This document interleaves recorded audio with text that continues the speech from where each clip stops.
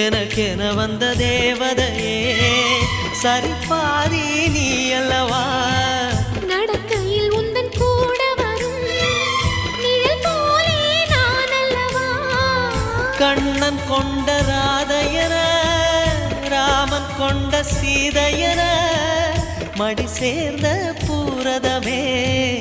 மனதில் வீசும் மாருதமே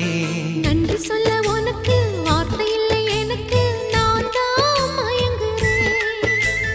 என்னுடைய மனச தந்துவிட்ட பிறகும் ஏம்மா கலங்குற